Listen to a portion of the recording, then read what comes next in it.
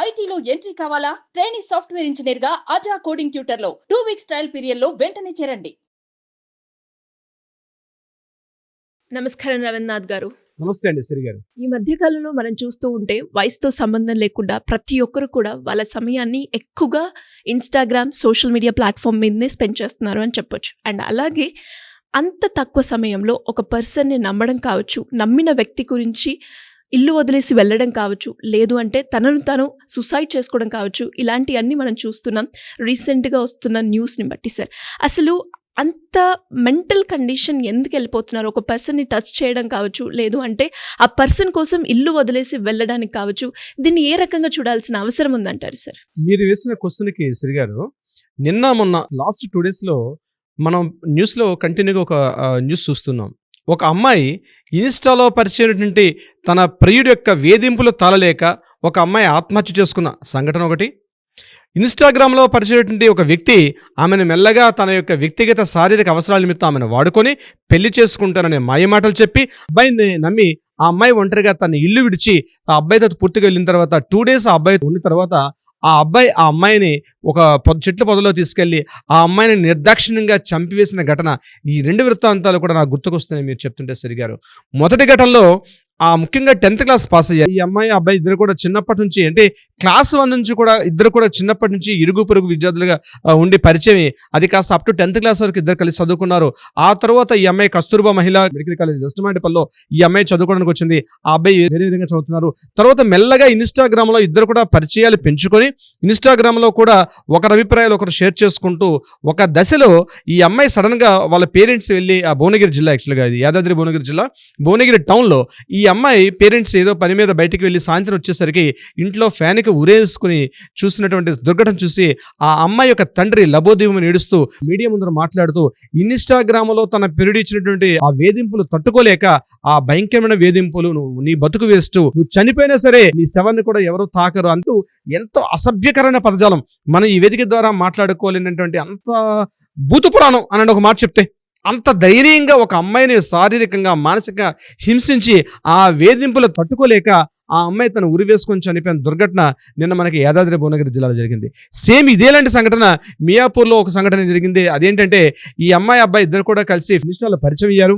ఇన్స్టాలో పరిచయం అయిన తర్వాత ఈ అబ్బాయి మాటల్లో పూర్తిగా ఆమెను ప్రలోభ పెట్టాడు. తను పూర్తిగా మనం కలిసి మ్యారేజ్ చేసుకుందాం, మన ఇద్దరం కలిసి కొత్త జీవితాన్ని మొదలు పెడదాం, నువ్వు వచ్చేసి పెళ్లి చేసుకుంటాను అని చెప్పి ఆ అమ్మాయిని ముగ్గులోకి దించి ఆ అమ్మాయి ఇంట్లో పేరెంట్స్కి చెప్పకుండా 10 days బ్యాక్ అనుకుంటాను ఆ అమ్మాయి పూర్తిగా తన ఇల్లు విడిచిపెట్టి పేరెంట్స్ని, తన బ్రదర్ని, తన మమ్మీని, కుటుంబాన్ని అంతటిని విడిచిపెట్టి ఆ అబ్బాయి కోసం వెళ్తే ఆ అబ్బాయి సన్నగా వచ్చిన అమ్మాయిని చూసి ఏదో నేను చెప్పాను కదా నువ్వు సన్నగా వచ్చేసావు, సరే అయితే నేను మా ఫ్రెండ్ రూమ్లో పెడతానని చెప్పి ఈ ముగ్గురు కలిసి ఒక ఫ్రెండ్ రూమ్లో పెట్టి ఆ ఫ్రెండ్ భార్య ఈ అబ్బాయి ఈ అమ్మాయిని అక్కడ పెట్టిన తర్వాత ఈ నలుగురు కలిసి ఒక రూమ్లో ఈ అమ్మాయి ఏం చేసిందంటే నేను వచ్చేస్తాను, నన్ను పెళ్లి చేసుకుంటావా చేసుకో అని చెప్పి ఈ అమ్మాయి కంటిన్యూస్లీ ఫోర్స్ చేస్తుంటే ఆ అమ్మాయి పెట్టిన టార్చర్ తట్టుకోలేక నేను చంపాను అని చెప్పి తర్వాత పోలీసులకు ఇచ్చిన వాంగ్మూలంలో చెప్పడం జరిగింది. ఫైన్ డే ఏం చేశారంటే ఈ అమ్మాయిని చక్కగా గొంతును చంపేసి ఈ మియాపూర్ దగ్గరలో ఉన్నటువంటి ఉప్పుగూడ పరిసర ప్రాంతాల్లో ఆ చెట్ల పొదల్లో చంపేసి పడేసిన తర్వాత అమ్మాయి కనిపించట్లేదు అని చెప్పి అమ్మాయి యొక్క పేరెంట్స్ కంటిన్యూస్గా ఫోన్ చేస్తే ఆ ఫోన్ స్విచ్ ఆఫ్ రావడం, దగ్గరలో పోలీస్ స్టేషన్లో ఫిర్యాదు చేసినప్పుడు పోలీసులు ఈ అబ్బాయి మీద అనుమానంగానే ఈ అబ్బాయిని తీసుకెళ్లి వాళ్ళు ఇంటరాగేషన్ చేసినప్పుడు పూర్తిగా విచారణలో ఈ యొక్క అబ్బాయి చేసినట్టుగా నేర విచారణలో బయటపడినటువంటి ఈ దృష్టాంతం కూడా మనం చూస్తున్నాం. ఈ రెండిట్లో కూడా సిరిగారు కామన్ గా మనకు కనిపించేది ఏమిటి అంటే ముఖ్యంగా సోషల్ మీడియా వేదిక ద్వారా పరిచయాలు. ఒకటి ఆత్మహత్య, మరొకటి హత్య. మొత్తానికి 2 చోట్ల బలైపోయింది అమ్మాయి మాత్రమే. ఒకడు చంపేశాడు, ఒకడు మాటల ద్వారా ఆమెను హింసిస్తే ఆ వేధింపులు తట్టుకోలేక ఇంకో అమ్మాయి చనిపోయింది.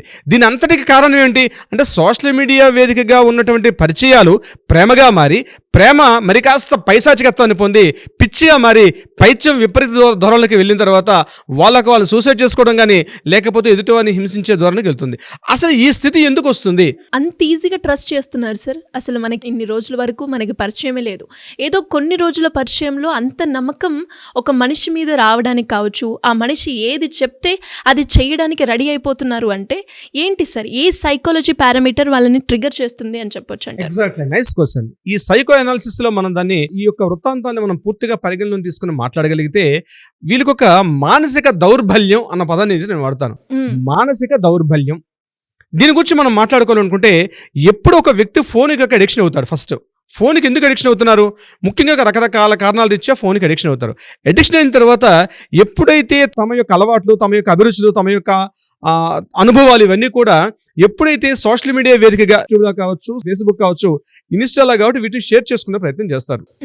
అసలు దీని మీద ఇంటర్నేషనల్ యూనివర్సిటీ సర్వే వాళ్ళు కొంతమంది ఎందుకు ఇట్లా షేర్ చేసుకుంటారు, తమ యొక్క వ్యక్తిగత అనుభవాలని, వ్యక్తిగత అభిరుచుల్ని వీటిని ఎందుకు చూపించుకుంటారు అన్న దగ్గర మళ్ళీ 2 రకాల కోణాలు వస్తారు. ఒకటి, కొంతమంది ఏం చేస్తుంటే తమ వ్యక్తిగత విషయాలను గోప్యంగా పెడుతూ కేవలం తమ ఏ ప్రదేశాలు చూశారు, ఏ ప్రదేశాలు తిరుగుతున్నారు, తమ యొక్క అభిరుచులు మాత్రమే తెలియపరుస్తారు.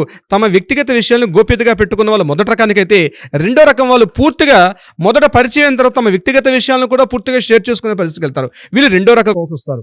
వీళ్ళు ఎందుకు వస్తారు? ఈ 2 రకాల కోవలు ఎందుకు రకంగా వస్తాయంటే ప్రధాన కారణం ఏమిటంటే తమ ఇంట్లో ఉన్నటువంటి సభ్యుల దగ్గర నుంచి సరైన ప్రోత్సాహం, మద్దతు, సరైనటువంటి సమన్వయం, సరైనటువంటి మద్దతు ఎప్పుడైతే లేకపోతుందో వాళ్ళు ఇమ్మీడియట్గా తమ చేతిలో ఉన్నటువంటి కొంతమంది అపరిచిత వ్యక్తులతోటి వాళ్ళు రిలేషన్షిప్ పెట్టుకునే ప్రయత్నం చేస్తారని కొంతమంది ఇంటర్నేషనల్ యూనివర్సిటీ సైకాలజిస్టులు చెప్పే కార్యక్రమం ఇది. ఎందుకంటే ఒక ఉదాహరణకి ఎగ్జాంపుల్ చెప్తానండి. తమ 10th క్లాస్ పాస్ అయింది అనుకోండి, లేదా ఒక అమ్మాయి కాస్త ఒక మంచి మార్కులు తెచ్చుకుంది. ముఖ్యంగా టీనేజ్ అమ్మాయిల గురించి చెప్తున్నాను. మంచి మార్కులు తెచ్చుకునేటప్పుడు ఇంట్లో వాళ్ళు 2 రకాలుగా, ఒకటి ఆ యొక్క విలువ తెలియకపోయినటువంటి ఆ ఇంటి సభ్యులు కావచ్చు, రెండవది తెలిసినా సరే వాళ్ళకు ఉన్నటువంటి వేరే ఇతరత్ర కారణాల వల్ల నిమగ్నం అయిపోయి కూడా ఆ అమ్మాయిని అభినందించకపోవడం. అంటే దీన్ని ఎలా అంటారంటే 2 రకాల వ్యక్తులు ఉంటారు ఇక్కడ కూడా. ఒకటి అటెన్షన్ సీకర్స్, ఇంకొకటి ఐడెంటిటీ క్రైసిస్ ఉన్న మనుషులు.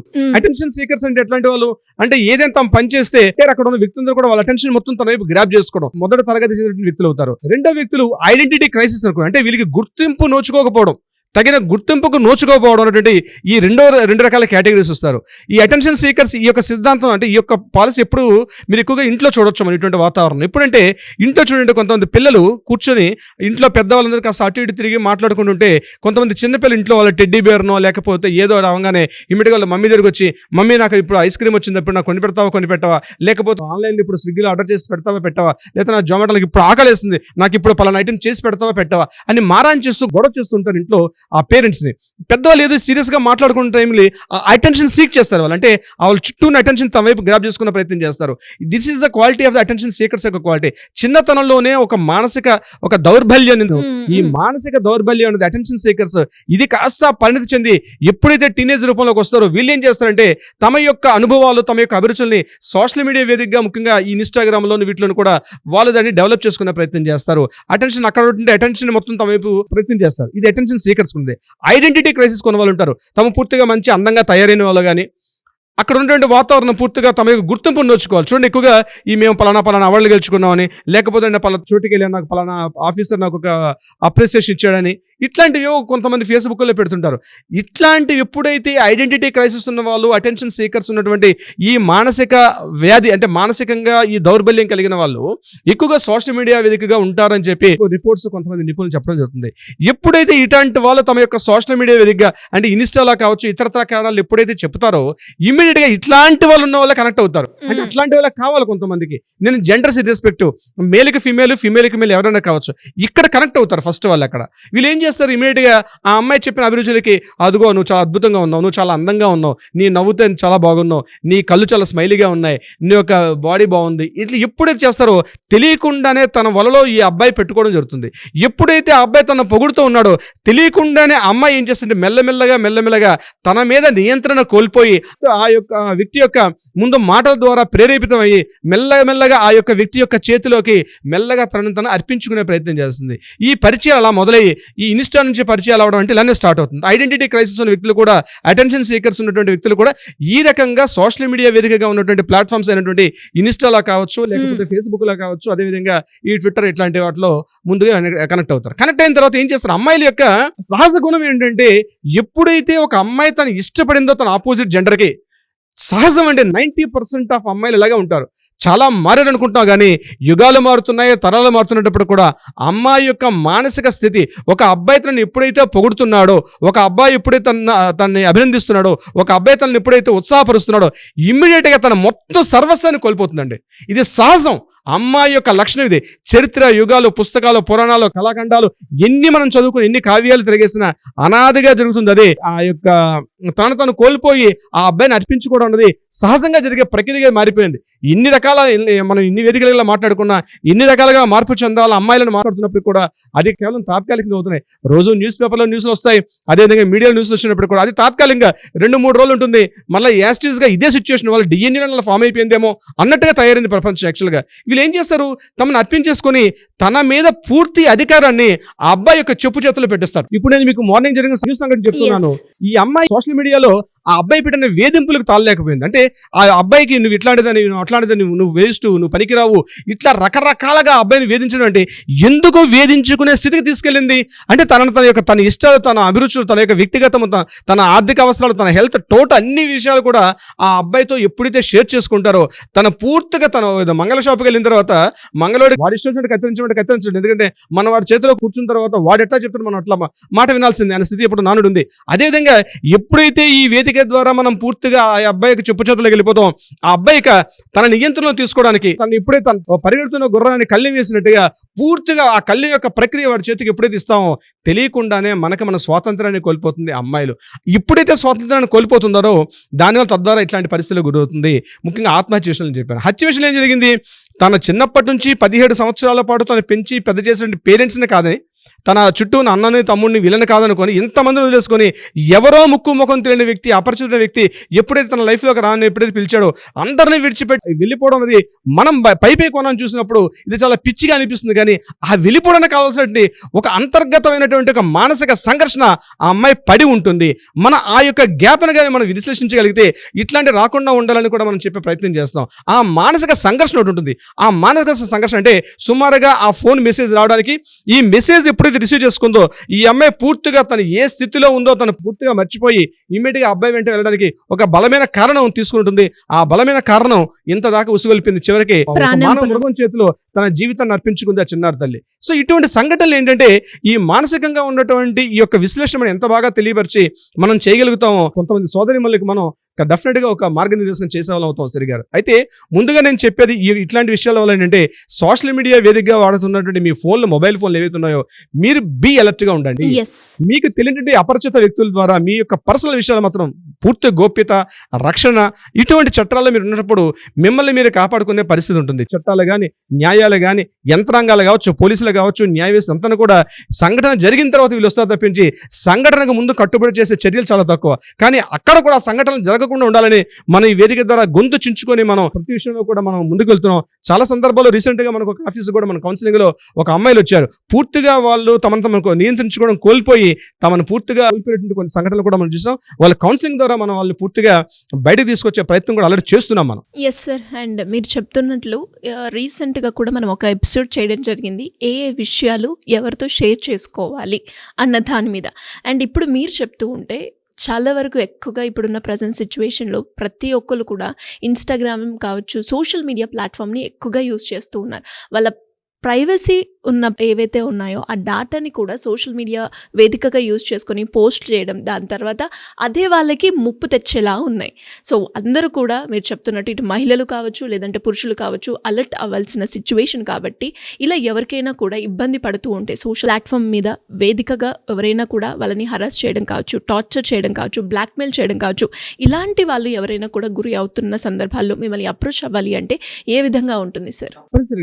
మనకు బాధ్యతగా మనం ప్రవర్తిస్తున్నాం, ఒక సామాజిక బాధ్యతగా తీసుకున్నాం మనం. ఎవరైనా ఇటువంటి ప్రలోభాలు, ఇటువంటి అట్రాక్షన్స్లో ఉన్నట్లయితే ఒక్కసారి మిమ్మల్ని మీరు ఒకసారి ఆత్మవిమర్శ చేసుకోండి. ఒక్కసారి మిమ్మల్ని మీరు ఒకసారి క్రిటిసైజ్ చేసుకోండి. డెఫినెట్గా ఇవన్నీ చేసుకున్న తర్వాత కిందన ఏదైతే స్క్రోల్ అవుతుందో ఆ స్క్రోల్ చేస్తున్న నంబర్ కానీ కాల్ చేయగలిగితే మీ యొక్క వ్యక్తిగత వివరాలు చాలా గోప్యంగా ఉంటాయి. తర్వాత మీరు అప్రోచ్ అయితే ఇమీడియట్గా మా లీగల్ టీం మిమ్మల్ని అప్రోచ్ అవుతారు. మనం కౌన్సిలింగ్ ప్రక్రియ ద్వారా మీరు వెళ్తున్న రూట్ కరెక్ట్ రూటా, రాంగ్ రూట్ అన్నది డెఫినెట్గా మనం వాళ్ళకి ఒక మార్గనిర్దేశకం చేసే అవకాశం కూడా ఉంటుంది.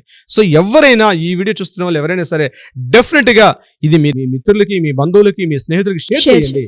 షేర్ చేసి ఇటువంటి వ్యామోహాలు ఉన్నట్లయితే మీరు కూడా ఒక బాధ్యతగా తీసుకోండి. మీకు సంబంధించిందైనా సరే, లేదా మీ స్నేహితులు కానీ, మీ ఫ్రెండ్స్ కానీ, లేక ఇతరత్ర ఎవరైనా మీ బంధువులు కానీ ఇటువంటి విషయాలు ఉంటే ఇమ్మీడియట్గా వితౌట్ ఎనీ హెసిటేషన్ కింద స్క్రోల్ అవుతున్న నెంబర్ని కాంటాక్ట్ చేయగలిగితే మన లీగల్ టీం వాళ్ళకి అప్రోచ్ అవుతారు.